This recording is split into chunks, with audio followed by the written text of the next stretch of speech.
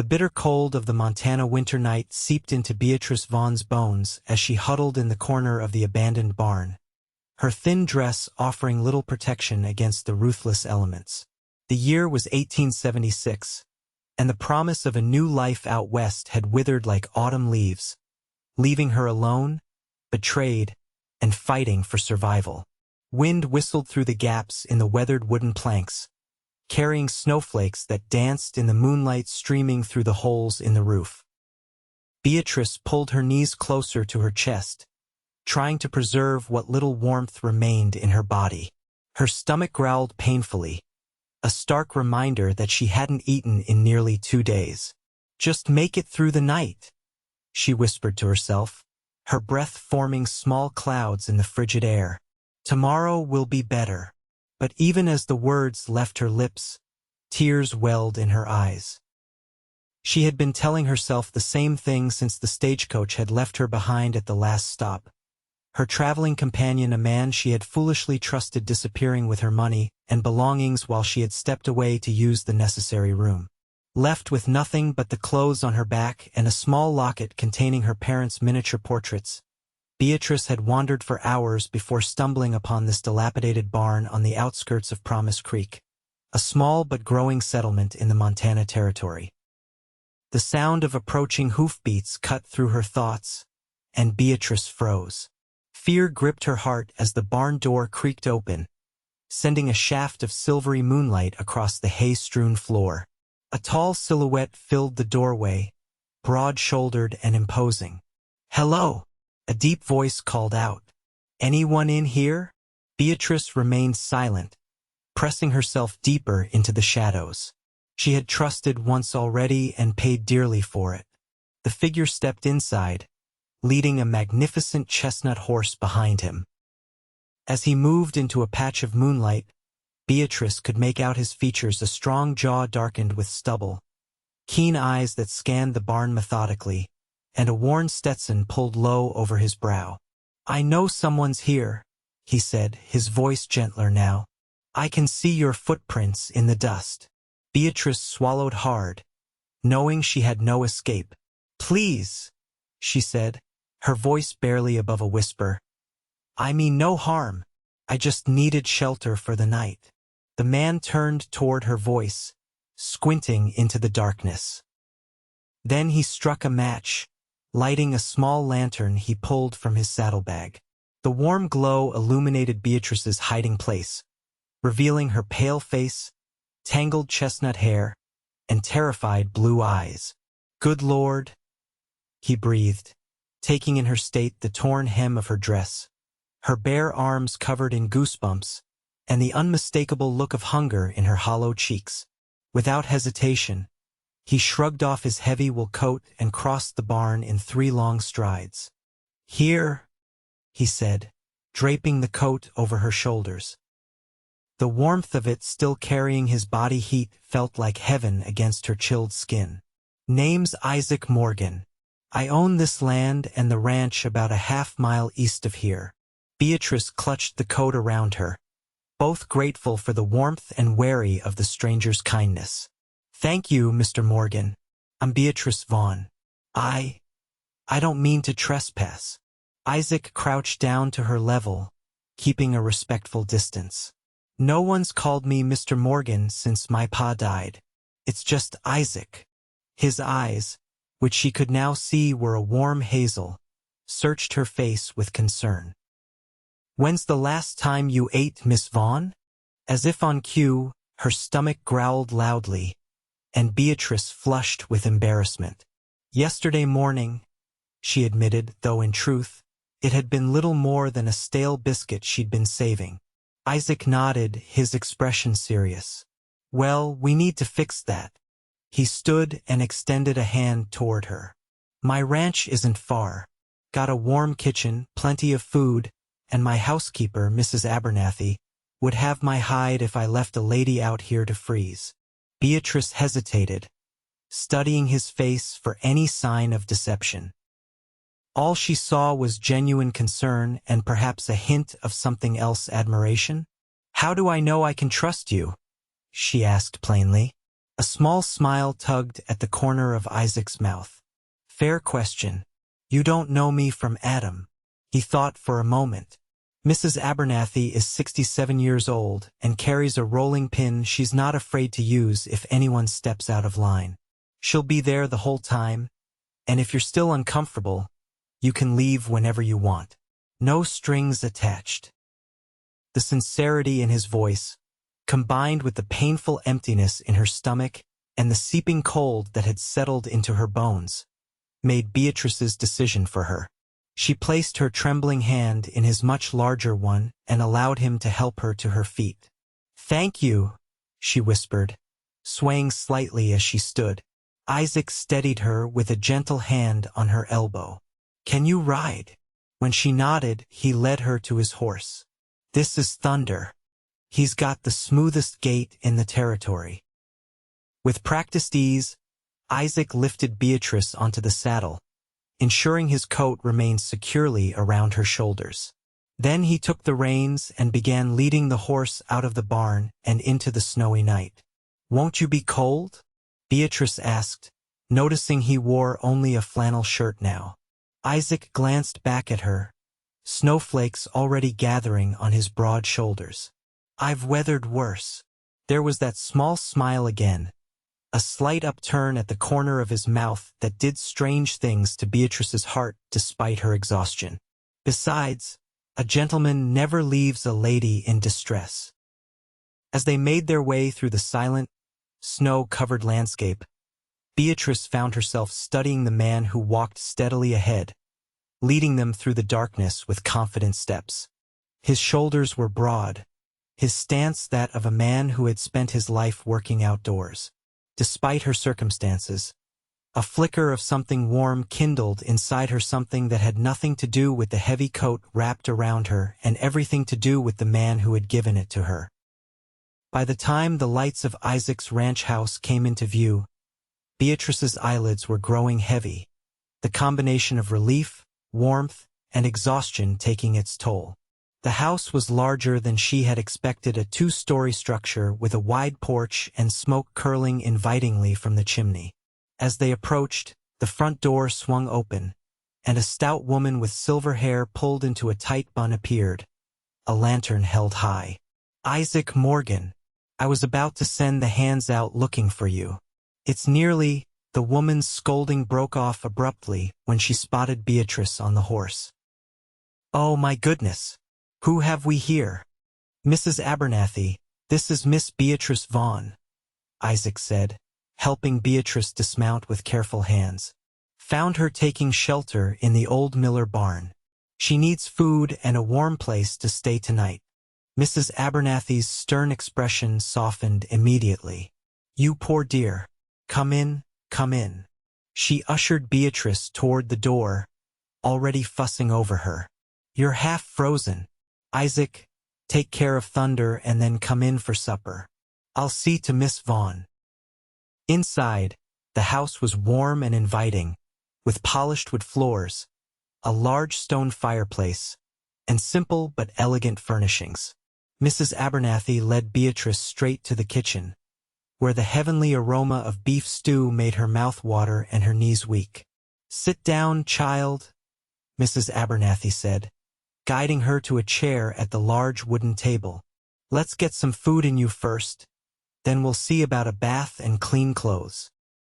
Before Beatrice could protest that she didn't want to be a burden, a bowl of steaming stew was placed before her, along with a thick slice of freshly baked bread slathered with butter.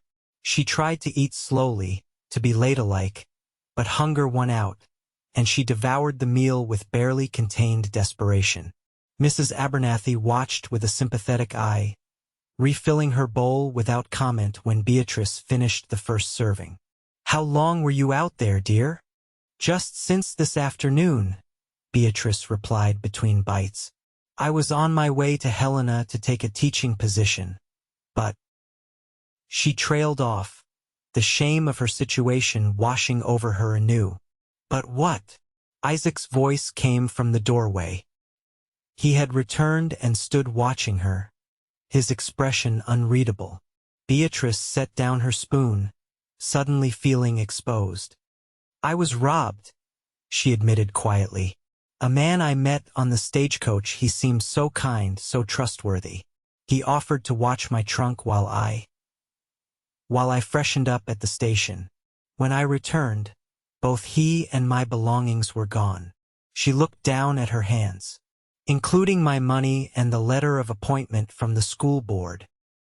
Isaac's jaw tightened, a muscle working in his cheek. "What was his name?" "Thomas Walsh," Beatrice said.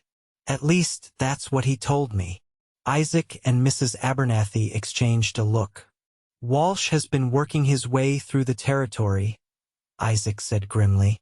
"You're not his first victim, I'm afraid.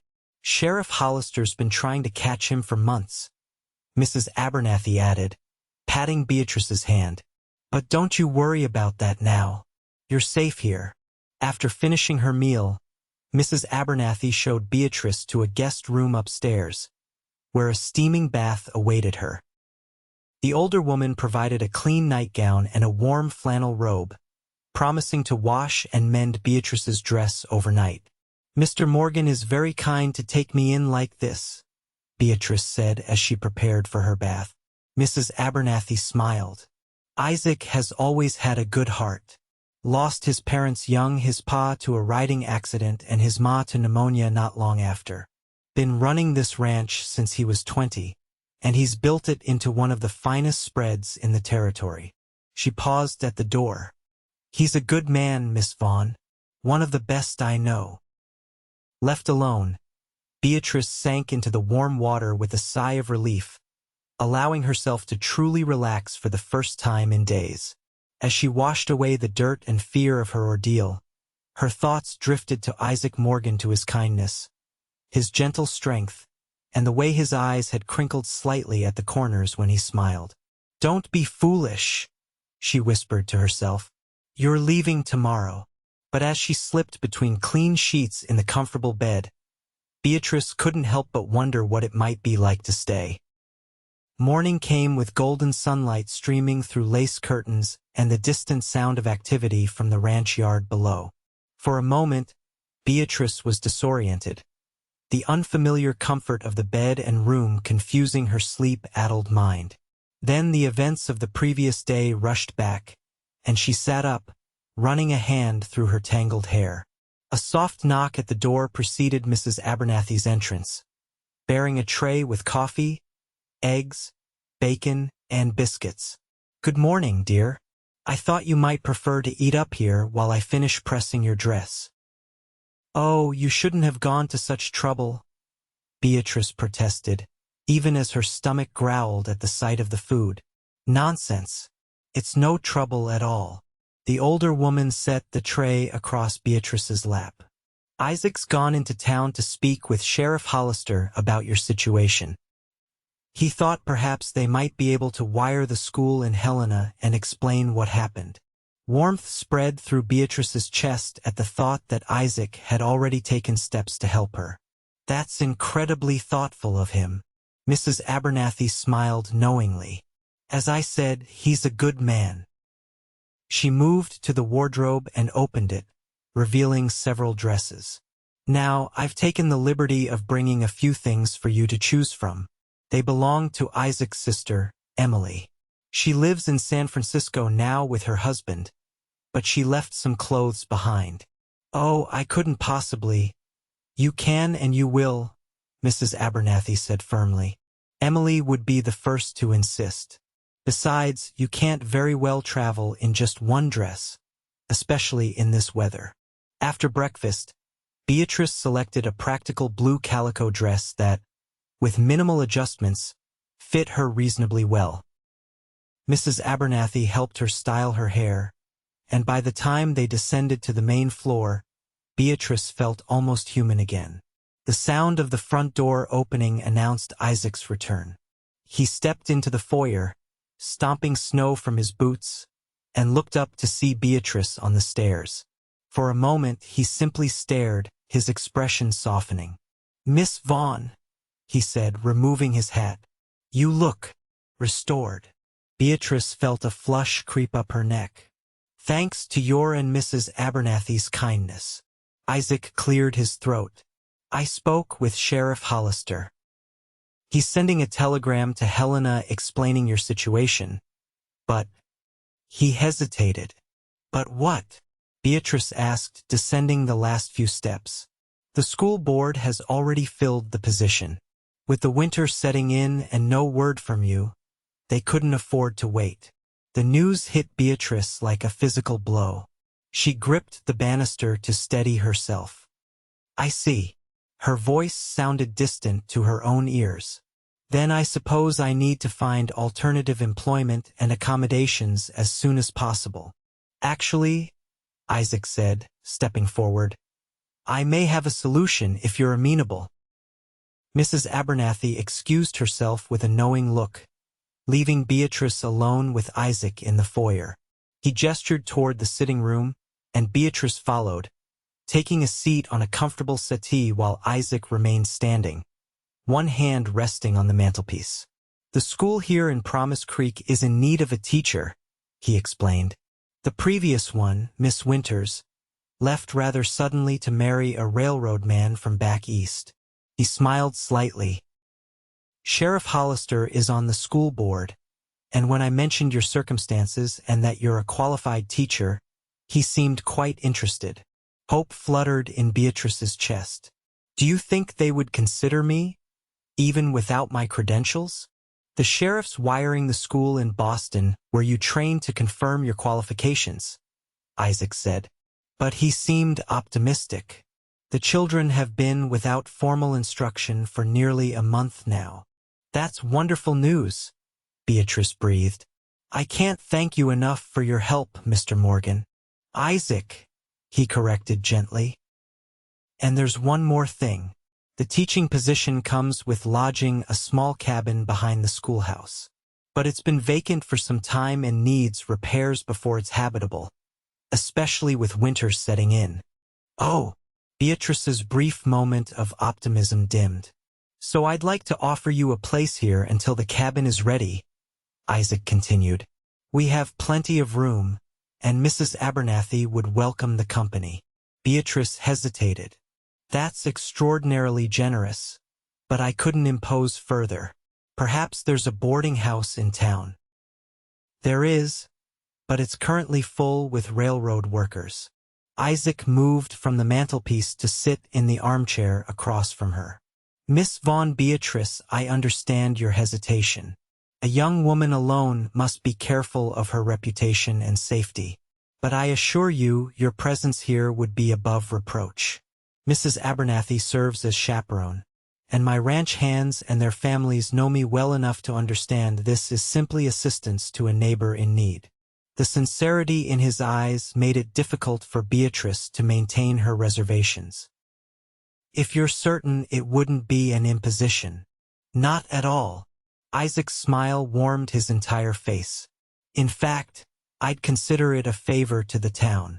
Promise Creek needs a good teacher, and this way we can ensure you're comfortable until you can take up your duties properly. And so it was decided. That afternoon, Isaac drove Beatrice into Promise Creek in his wagon to meet with Sheriff Hollister and the school board chairman, Mr. Peterson. The town was smaller than Helena but bustling with activity: a general store, a saloon, a small hotel, a church, and various other businesses lined the main street, while modest homes spread outward from the center.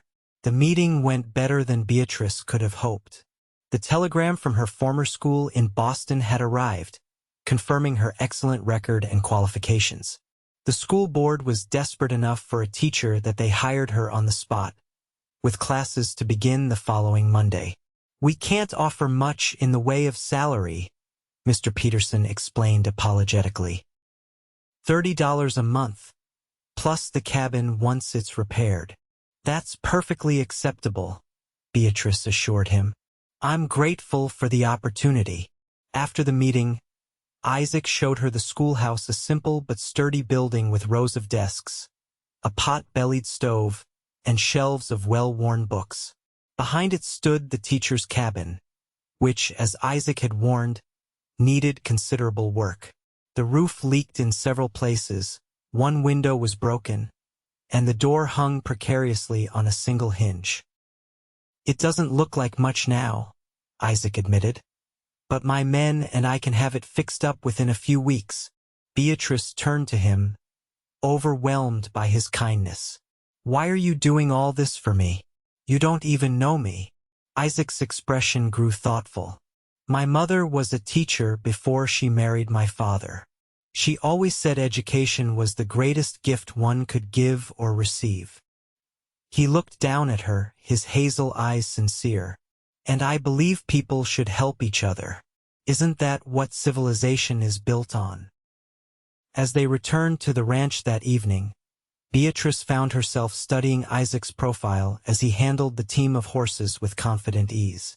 There was a quiet strength about him that made her feel safe, yet he never used that strength to intimidate. In her limited experience with men, this combination was rare indeed. The days that followed fell into a pleasant rhythm. Beatrice spent her mornings preparing lessons for her upcoming classes, reviewing the textbooks available at the schoolhouse, and creating a teaching plan. In the afternoons, she often accompanied Mrs. Abernathy into town for supplies or helped the older woman with household tasks, eager to earn her keep in some small way. Isaac was frequently busy with ranch work, especially as winter set in more firmly, but he made a point of joining Beatrice and Mrs. Abernathy for supper each evening. These meals became Beatrice's favorite part of the day, the comfortable conversation, the occasional brush of Isaac's hand when passing a dish, the way his eyes sought hers when he shared a story or asked her opinion.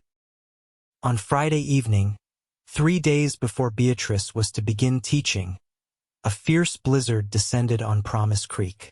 The wind howled around the eaves of the ranch house, driving snow against the windows in blinding sheets. Beatrice stood at the parlor window, watching the storm with growing unease. "Will the livestock be all right?" she asked when Isaac entered the room, carrying an armload of firewood. "They're secure in the barns," he assured her, kneeling to build up the fire. "The hands brought in the last of the cattle from the south pasture this morning. We could see the storm coming." Beatrice wrapped her shawl more tightly around her shoulders. "It reminds me of the night you found me." Isaac looked up from the fireplace, the flames casting shadows across his handsome face. "You were remarkably brave that night." "I was terrified," she admitted with a small laugh. "Being brave doesn't mean you aren't afraid," Isaac said, rising to his full height. "It means facing your fear and doing what needs to be done anyway." Their eyes met across the room, and something unspoken passed between them, a recognition, perhaps, that they were no longer merely a rescuer and the rescued, but something more. The moment was broken by Mrs. Abernathy calling them to supper. As they ate, the storm intensified, rattling the windows and sending drafts through even the well-built ranch house. "I don't think there will be church services tomorrow," Mrs. Abernathy said, passing a plate of biscuits. "Not in this weather." "Probably not," Isaac agreed. "Might be a few days before the roads are passable again." Beatrice's heart sank. "Will I still be able to start teaching on Monday?" Isaac reached across the table and briefly covered her hand with his own. "Don't worry. Even if the roads aren't clear, I'll make sure you get to the schoolhouse." That night, as Beatrice prepared for bed, she found herself drawn once more to the window, mesmerized by the swirling snow illuminated by the moon whenever it broke through the clouds. The stark beauty of it reminded her of how close she had come to perishing in such conditions, and how fortunate she was that Isaac had found her. A soft knock at her door startled her from her thoughts. "Yes, it's Isaac. May I speak with you for a moment?" Beatrice hesitated, conscious that she was in her nightgown, though covered by a thick robe. "One moment." She checked that she was properly covered before opening the door a few inches. Isaac stood in the hallway, a folded blanket in his arms. "I thought you might need an extra layer tonight," he explained. The north-facing rooms get the worst of the draft during storms. Thank you. Beatrice accepted the blanket, struck by his thoughtfulness. That's very kind. Instead of leaving, Isaac lingered, seeming uncharacteristically uncertain. Beatrice, I wanted to ask if you're truly comfortable here, if there's anything more you need. The genuine concern in his eyes touched her deeply. I have everything I could possibly need, thanks to you, she assured him. You've been more than generous. It's not generosity, he said quietly. It's... He trailed off, his gaze dropping briefly to her lips before returning to her eyes. I enjoy having you here, more than I probably should admit. Beatrice's pulse quickened. I enjoy being here too. For a breathless moment, it seemed Isaac might say more, might even close the small distance between them. Instead, he took a step back, his expression clearing. Good night, Beatrice. Sleep well. Good night, Isaac, she whispered as he turned and walked back down the hallway to his own room. Closing the door, Beatrice pressed the blanket to her face, breathing in the faint scent of cedar and something distinctly Isaac that clung to the fabric. Whatever was growing between them was dangerous, she knew that. Her position in the community would depend on her reputation remaining untarnished, and becoming too closely associated with Isaac could raise eyebrows, regardless of Mrs. Abernathy's presence as chaperone. Yet as she climbed into bed, adding the extra blanket to her covers, Beatrice couldn't deny the warmth that filled her at the thought of him, a warmth that had nothing to do with physical comfort and everything to do with the way her heart seemed to recognize something in his. The blizzard raged throughout the night and into the next day, confining everyone to the house. After a late breakfast, Isaac suggested a game of checkers to pass the time. Mrs. Abernathy busied herself with mending in a corner of the parlor while Beatrice and Isaac sat across from each other at a small table near the fire. I should warn you, Beatrice said as they set up the board. I'm quite good at this game. My father taught me all his strategies. Isaac raised an eyebrow, amusement playing at his lips. Is that so? Well, I learned from old Jim Carter, who was the checkers champion of 4 counties in Texas. Their first game was close, with Beatrice eventually emerging victorious. Isaac demanded a rematch, which he won handily. The third game was intense, with both players deeply focused on their moves. At one point, they both reached for the same piece, their fingers brushing. The contact sent a jolt through Beatrice, and when she looked up, she found Isaac watching her with an intensity that made her breath catch. Your move, he said softly. Whether he meant the game or something else entirely, Beatrice wasn't sure. By Sunday afternoon, the storm had subsided, leaving behind a transformed landscape of pristine white drifts and crystal-clear skies. Isaac and his ranch hands spent hours clearing paths to the barns and checking on the livestock, while Beatrice helped Mrs. Abernathy prepare a hearty stew for the men. You've been good for him, Mrs. Abernathy remarked as they worked side by side, chopping vegetables. For Isaac? Beatrice asked, feeling heat rise to her cheeks. The older woman nodded. I've known that boy since he was knee-high to a grasshopper. He's always been responsible, always taken care of everyone else. But he's never learned to let anyone take care of him. She gave Beatrice a knowing look. Until now. I hardly take care of him, Beatrice protested. If anything, it's quite the opposite. There are different ways of caring for someone, Mrs. Abernathy said wisely. Sometimes it's just being there, listening, sharing the load of living. She patted Beatrice's hand. Don't underestimate what your presence means to him. That evening, after supper, Isaac announced that he and 2 of his men would ride into town the next morning to check on the conditions and ensure the schoolhouse was ready for Beatrice's first day of teaching. I'd like to come with you, Beatrice said. I should make sure everything is prepared for the students. Isaac looked doubtful. The snow will be deep in places. It might be difficult traveling. I'm stronger than I look, Beatrice insisted. And I take my responsibilities seriously. Their eyes met across the table, and after a moment, Isaac nodded. All right, we'll leave after breakfast. The journey into Promise Creek the next morning was challenging but exhilarating. Isaac had provided Beatrice with a sturdy mare named Daisy and warm riding clothes, including a heavy coat, gloves, and a woolen scarf. They rode side by side when the trail allowed, with the two ranch hands, Tom and Luis, following behind. You ride well, Isaac observed as Beatrice guided Daisy confidently through a particularly deep snowdrift. My father believed all proper young ladies should know how to ride, she explained. Though I suspect he taught me because he secretly wished for a son. Isaac studied her profile. I think he must have been proud of the daughter he had. The simple statement, delivered with such conviction, brought unexpected tears to Beatrice's eyes. Thank you, she said softly. I hope he was. When they reached Promise Creek, they found the town slowly coming back to life after the storm. Men shoveled snow from boardwalks, shopkeepers cleared their entryways, and children already engaged in spirited snowball fights. The schoolhouse, when they reached it, was cold but undamaged by the storm.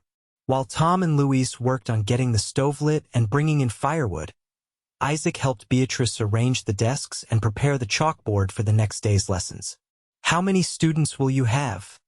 He asked as they worked. Mr. Peterson said to expect about 20, ranging from 6 to 16 years old, Beatrice replied. It will be challenging with such a wide age range, but I've prepared separate lessons for the different groups. Isaac watched her as she carefully wrote out the alphabet in perfect penmanship along the top of the chalkboard. You're going to be an excellent teacher. Beatrice turned to find him closer than she expected, his expression warm with admiration. How can you be so sure? You've never seen me teach. I've seen your passion for it, he said simply, and how carefully you've prepared, despite all the uncertainty you've faced. He reached out and gently tucked a strand of hair behind her ear, his fingers lingering for just a moment against her cheek. You have a strength in you, Beatrice Vaughn. It's quite something to behold.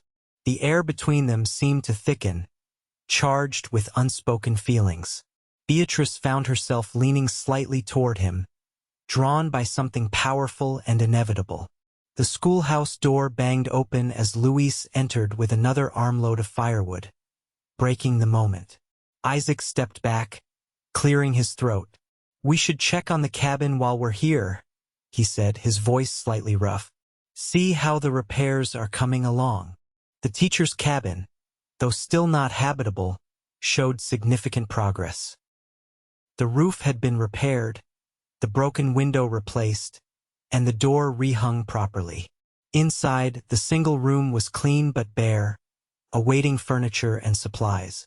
It's small, Isaac said, watching Beatrice's reaction carefully, but it should be comfortable once we finish the work.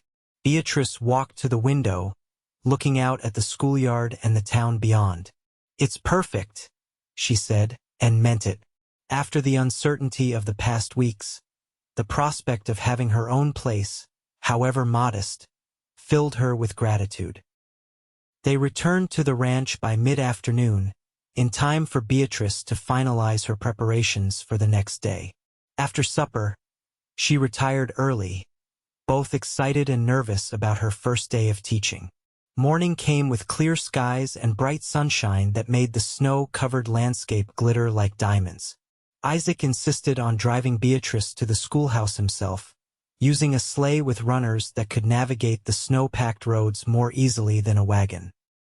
As they approached the schoolhouse, Beatrice was delighted to see children already gathering in the yard, their excited voices carrying in the crisp morning air. Parents stood in small groups, clearly curious about the new teacher. Isaac helped Beatrice down from the sleigh, keeping her hand in his a moment longer than necessary. You'll do wonderfully, he assured her. I'll return at 4 o'clock to bring you home. Thank you, Isaac, for everything. He touched the brim of his hat, a smile in his eyes. Good luck, Miss Vaughn.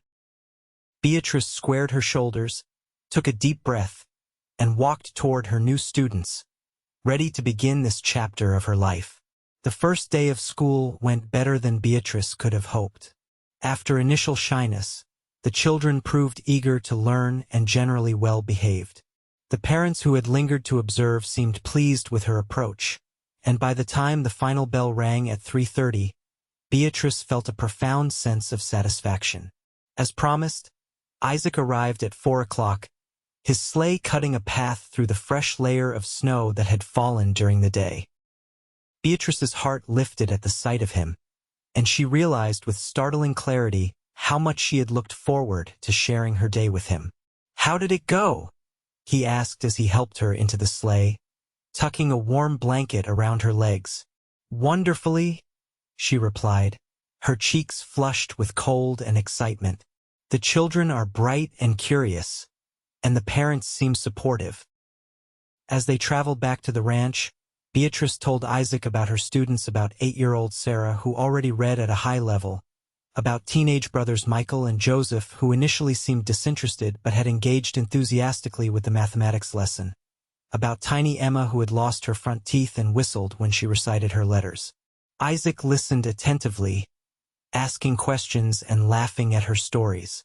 When they reached the ranch, he surprised her by driving past the main house toward a stand of pine trees on a small rise. "Where are we going?" Beatrice asked. "I thought you might enjoy seeing the view from Eagle Point," Isaac replied. "It's especially beautiful after a fresh snow."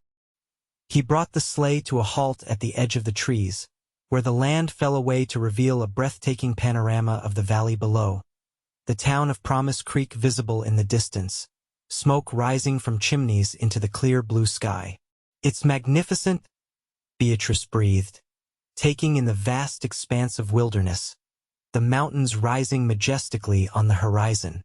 "This is my favorite spot on the ranch," Isaac admitted.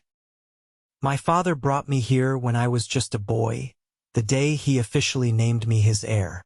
He said, 'Isaac, with land comes responsibility to the earth, to the people who depend on it, and to the future generations who will inherit it.'"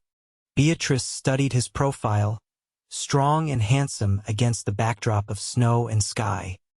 "He sounds like a wise man." He was. Isaac turned to her, his expression suddenly serious. "Beatrice, I need to tell you something." Her heart quickened. "Yes.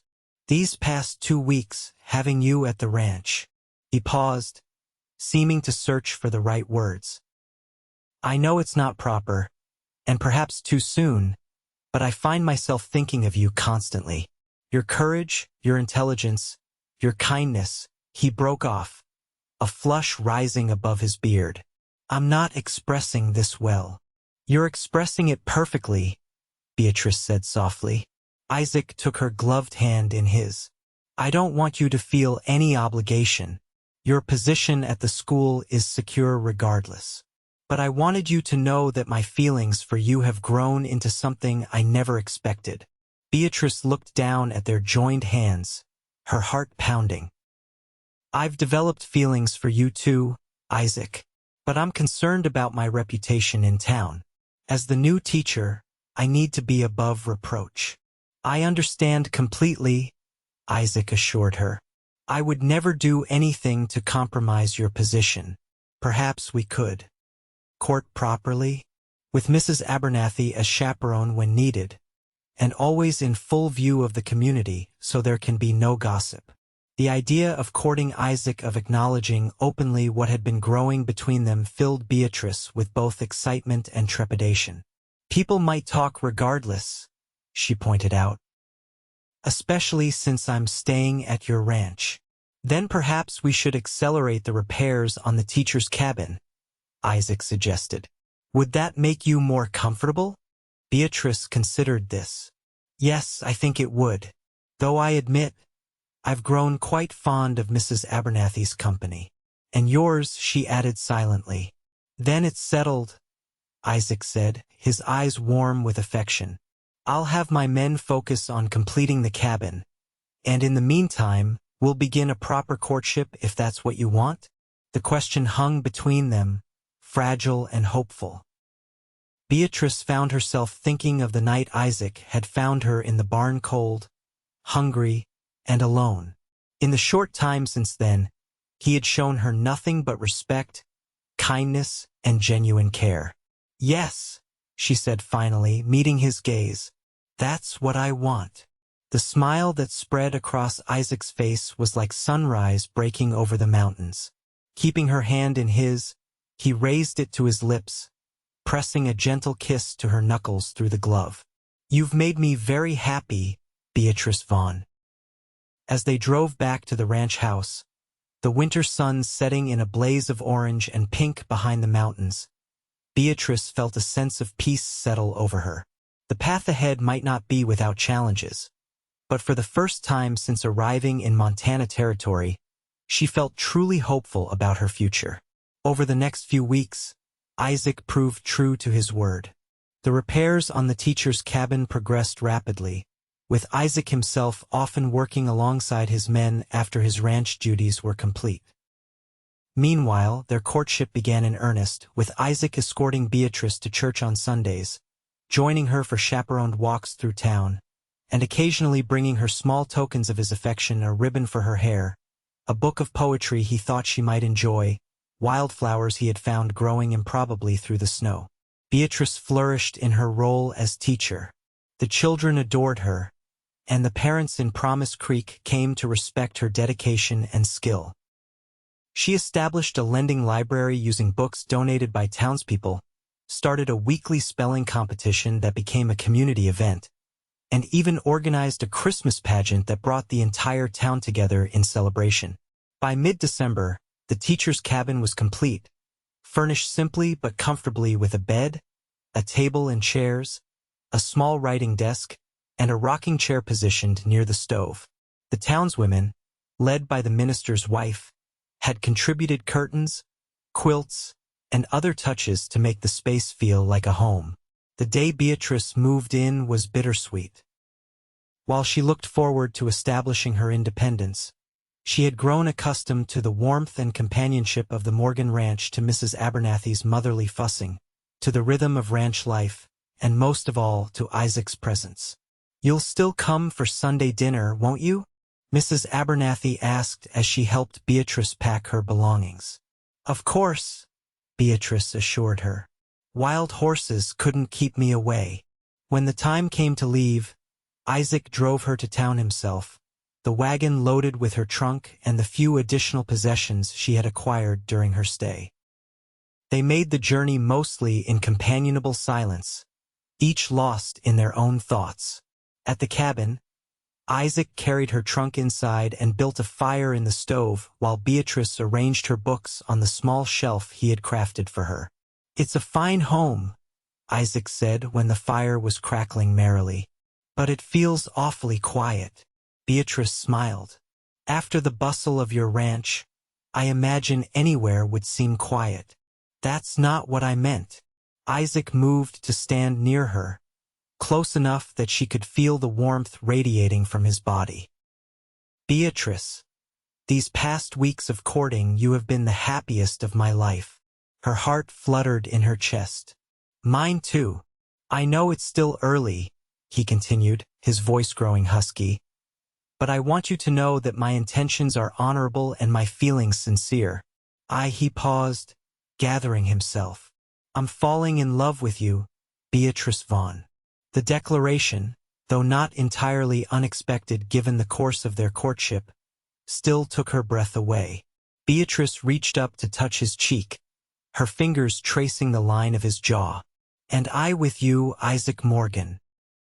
For a moment, they stood there, the admission hanging between them like a tangible thing. Then, slowly, deliberately, Isaac lowered his head until his lips met hers in a kiss that was gentle at first, then deepening with a passion that surprised them both. When they finally parted, both breathless, Isaac rested his forehead against hers. I should go, he said reluctantly. For propriety's sake. Yes, Beatrice agreed, though everything in her wanted him to stay. The town has eyes everywhere. Isaac straightened, taking a step back though his gaze remained locked with hers. May I call on you tomorrow evening? Perhaps we could take supper at the hotel restaurant. I'd like that very much. At the door, he turned back to her one last time. Sleep well, Beatrice. And you, Isaac. After he left, Beatrice moved about her new home, touching the items he had helped create for her: the bookshelves, the writing desk, the hooks by the door where her coat now hung alongside his gift of a new woolen scarf. Though he was physically gone, his presence seemed to linger in every corner of the small cabin.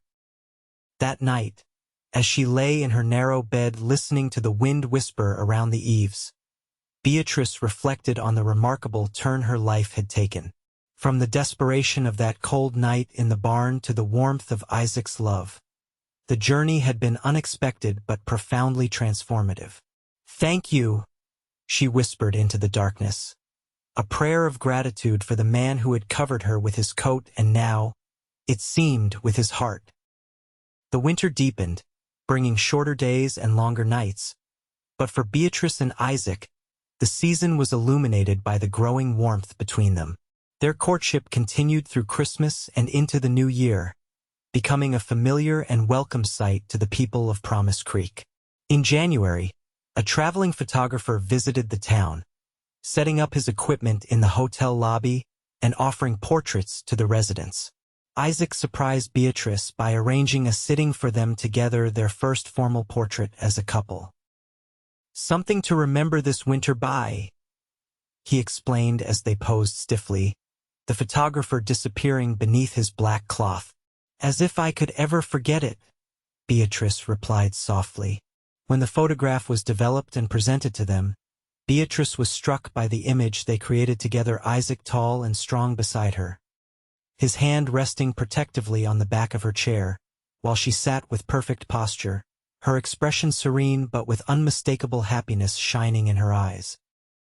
By February, rumors of their engagement had begun to circulate, though Isaac had yet to make a formal proposal. Beatrice found herself both anticipating and dreading the moment, anticipating because she had no doubt of her answer, dreading because she feared what marriage might mean for her teaching position. Most school boards won't employ married women as teachers, she confided to Mrs. Abernathy one Sunday after church, while Isaac was engaged in conversation with Sheriff Hollister. They believe a wife's duties should be to her home and family. Mrs. Abernathy patted her hand.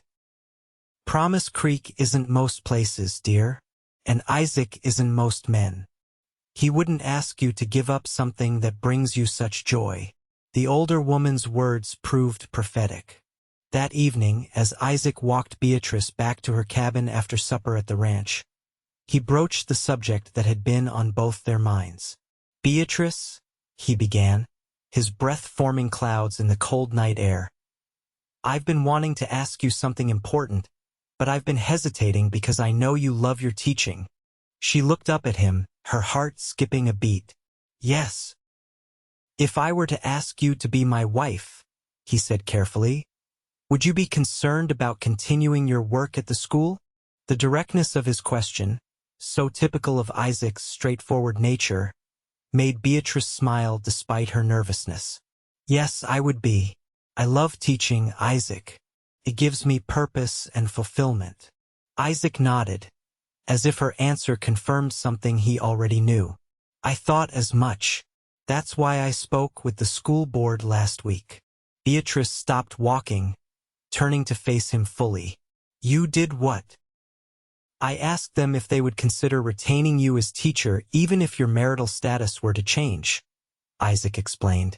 I made it clear that I would support your continued employment in every way possible, including providing transportation to and from the school regardless of weather. And what did they say? Beatrice asked, hardly daring to hope. Isaac's smile was slow and sure. They said that given the difficulty of finding qualified teachers willing to come to Montana Territory, and considering how well you've done with the children, they would be fools to let you go simply because you chose to marry. Joy bubbled up inside Beatrice, making her laugh out loud. They really said that? Mr. Peterson's exact words were, "Morgan, if you do anything to make that young woman leave our school, the entire town will have your hide." Isaac chuckled. "I believe that constitutes their blessing." They had reached Beatrice's cabin, the windows dark and cold compared to the warmth waiting inside. Instead of saying good night as usual, Isaac took both her hands in his. "Beatrice Vaughn," he said, his voice deepening with emotion. "From the moment I found you in that barn, something in me recognized something in you, a strength, a goodness, a spirit that calls to my own." He released one of her hands to reach into his pocket, withdrawing a small velvet box. "I've come to love you more than I ever thought possible, and I want nothing more than to build a life with you, one where both of us can pursue our passions and support each other's dreams." He opened the box to reveal a delicate gold ring set with a small but perfect diamond that caught the moonlight and reflected it like a star. "Will you do me the great honor of becoming my wife?" Tears welled in Beatrice's eyes, not of sadness but of overwhelming joy. "Yes, Isaac. Yes, with all my heart." Isaac's hands trembled slightly as he slipped the ring onto her finger. Then he gathered her into his arms, lifting her off her feet in an embrace that expressed what words could not. When he set her down, he cupped her face between his palms and kissed her with such tenderness that Beatrice felt it like a promise of respect, of partnership, of a love that would sustain them through whatever challenges lay ahead. News of their engagement spread through Promise Creek like wildfire, met with general approval and good wishes. The date was set for early June, after the school term ended, allowing Beatrice time to prepare while fulfilling her teaching obligations. Spring came to Montana Territory in fits and starts, warm sunny days followed by sudden snowstorms. The land gradually transforming from white to green as wildflowers began to carpet the meadows and leaves unfurled on the trees. Beatrice found herself watching the seasonal changes with new appreciation, knowing that this spring marked the beginning of her life with Isaac. As the wedding approached, preparations intensified. Mrs. Abernathy and a committee of townswomen took charge of the arrangements, planning a celebration that would include the entire community. The church would host the ceremony, followed by a feast and dancing on the grounds of the Morgan Ranch. Beatrice ordered a wedding dress from a catalog, a simple but elegant creation of ivory satin with lace trim. When it arrived, however, she discovered it was several inches too large in the waist. "Don't worry, dear," Mrs. Abernathy assured her. "We'll have Widow Jensen alter it. She's the finest seamstress in the county." But when Beatrice visited Widow Jensen for the fitting, the older woman's experienced eye noted something Beatrice herself had failed to recognize. "Miss Vaughn," she said gently after taking measurements, "I don't mean to pry, but is there a reason you might need less alteration than you think?" Beatrice looked at her blankly. "I don't understand." Widow Jensen's expression was kind but knowing. "When was your last monthly course, dear?" The question hit Beatrice like a thunderbolt. She had been so busy with school and wedding preparations that she hadn't noticed the absence of her monthly cycle. Counting back, she realized with a shock that it had been nearly 2 months. "Oh," she whispered, sinking onto a nearby chair as the implications became clear. "Oh my! Don't look so stricken," Widow Jensen said, patting her shoulder. "Babies come when they choose, and first babies often come a bit early, if you take my meaning. No one need do the calculations too closely." Beatrice nodded numbly, her mind racing.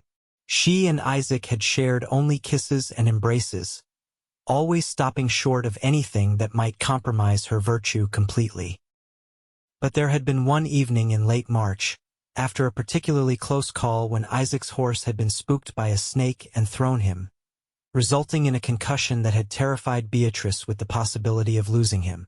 That night, Their relief and fear had transformed into a passion that carried them further than they had intended. They had stopped short of the final intimacy, but perhaps not short enough. "I need to tell Isaac," Beatrice said, rising unsteadily. "Yes, you should," Widow Jensen agreed. "And perhaps move the wedding up a bit, just to be safe." With her secret burning inside her, Beatrice left the widow's house and walked directly to the Morgan ranch, grateful that it was Saturday and school was not in session. She found Isaac in the corral, working with a young horse, his movements patient and gentle as he accustomed the animal to the saddle. He looked up when she approached, his face breaking into a smile that quickly turned to concern when he saw her expression. "Beatrice? What's wrong? Could we speak privately?" she asked, conscious of the ranch hands working nearby. Isaac immediately handed the horse's reins to Luis and came to her side, leading her away from the corral toward a grove of cottonwood trees where they could have privacy. "What is it? Are you ill?" Beatrice took a deep breath, struggling to find the right words. "Isaac, I have something to tell you. Something unexpected has happened."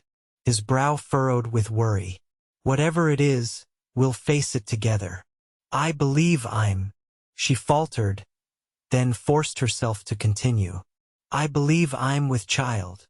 For a moment, Isaac simply stared at her, processing her words. Then, to Beatrice's immense relief, a look of wonder spread across his face. "A baby? Our baby?" She nodded, tears threatening. "Yes, I know we didn't intend for this to happen before our wedding, and people might talk. Let them talk," Isaac interrupted, gathering her into his arms. "Beatrice, this is wonderful news. You're not upset or disappointed in me?" Isaac held her at arm's length, his expression serious. "How could I be disappointed when you're giving me the greatest gift imaginable? Yes, the timing isn't what we planned, but life rarely follows our plans exactly." He placed a gentle hand on her still flat stomach. "This child is a blessing, created in love." Relief washed through Beatrice, releasing the tension she had carried since Widow Jensen's observation. "I was so afraid you might think less of me." "Never," Isaac said firmly. "But I do think we should consider moving the wedding forward if you're amenable. Not because I'm concerned about appearances, but because I want our child to be born into a family with my name." Widow Jensen suggested the same thing, Beatrice admitted. "And I agree. Perhaps next week." Isaac nodded. "I'll speak with Reverend Thomas today. And Beatrice." He paused, his eyes shining with emotion. "Thank you for this gift. I promise to be the best husband and father I can be." "I know you will," she said, reaching up to touch his cheek. "That's why I love you." True to their decision, the wedding was hastily rescheduled for the following Saturday. Though some eyebrows were raised at the sudden change of date, the people of Promise Creek were practical frontier folk who understood that life's timetables didn't always align with social conventions. Mrs. Abernathy, informed of the reason for the acceleration, became fiercely protective of Beatrice, shutting down any hint of gossip with a stern look and a reminder of the community's Christian values. The ceremony itself was simple but deeply meaningful. The church was decorated with early summer wildflowers, and Beatrice wore her altered wedding dress with a crown of daisies in her hair. Isaac, standing at the altar in a new suit ordered from Denver, watched her walk down the aisle with such naked adoration that several of the townswomen dabbed at their eyes with handkerchiefs. "I, Isaac James Morgan, take thee, Beatrice Elizabeth Vaughn, to be my lawfully wedded wife," he vowed, his deep voice steady and sure. "To have and to hold, from this day forward, for better or worse, for richer or poorer, in sickness and in health, to love and to cherish, till death do us part." When Beatrice repeated the vows, her voice trembled slightly, overwhelmed by the solemnity of the moment and the journey that had brought her to it. "I, Beatrice Elizabeth Vaughn, Take thee, Isaac James Morgan, to be my lawfully wedded husband." As Reverend Thomas pronounced them man and wife, and Isaac bent to seal their union with a kiss, Beatrice felt a sense of rightness settle over her, a certainty that despite all the unexpected turns her life had taken, she was exactly where she was meant to be. The celebration afterward was joyous, with music, dancing, and enough food to feed the entire county. As the bride and groom took their first dance together, Sheriff Hollister raised his glass in a toast. "To Isaac and Beatrice Morgan," he called out, his voice carrying across the crowd. "May your union be blessed with love, prosperity, and many children." A chorus of "Hear, hear," and the clinking of glasses followed, while Beatrice blushed and Isaac pulled her closer, his hand resting protectively over the place where their first child was already growing. Later that night, as Isaac carried Beatrice over the threshold of the ranch house, now their home together, she reflected on how far she had come from that desperate night in the barn. From hunger to fulfillment, from cold to warmth, from solitude to love, the transformation seemed almost miraculous. "Welcome home, Mrs. Morgan," Isaac said softly, setting her on her feet in the entrance hall. "It's good to be home," Beatrice replied, reaching up to loosen his tie. At last, with gentle hands and whispered words of love, they consummated their marriage properly, uniting their bodies as they had already united their hearts and lives. Afterward, lying in each other's arms in the master bedroom that was now theirs to share, they spoke of the future of the baby coming in the winter, of Beatrice continuing to teach at least until the birth, of the ranch and its prosperity, of the life they would build together. "I never expected any of this when I came to Montana," Beatrice confessed, her head resting on Isaac's chest. "I thought I would teach in a school in Helena, live a quiet, independent life. And I never expected to find the love of my life huddled in an old barn during a snowstorm," Isaac replied, stroking her hair. "Life has a way of surprising us." Beatrice murmured, already drifting toward sleep. "The best kind of surprise." In the months that followed, the Morgans settled into the rhythm of married life. Beatrice continued teaching, though as her pregnancy advanced, Isaac insisted on driving her to and from the schoolhouse each day, unwilling to risk her safety on the increasingly difficult journey. By November, with the baby due in just a few weeks, Beatrice reluctantly took a leave of absence from the school. The school board had already hired a temporary replacement, a young man fresh from college in the East who was eager to gain experience before pursuing a position in a larger town. "You'll be back in the spring if you wish," Mr. Peterson assured her. "The children miss you already." December brought heavy snow and bitter cold reminiscent of the night Isaac had found Beatrice in the barn. On the evening of the winter solstice, the longest night of the year, Beatrice went into labor.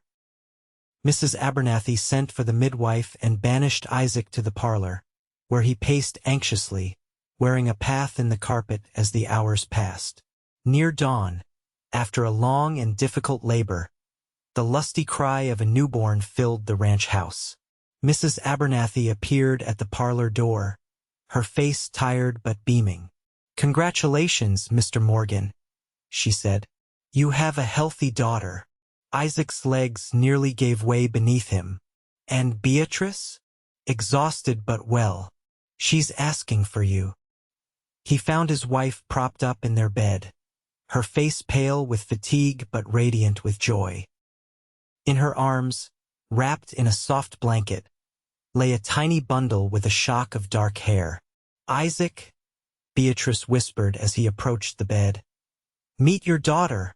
With trembling hands, Isaac took the infant from her, cradling the small form against his broad chest.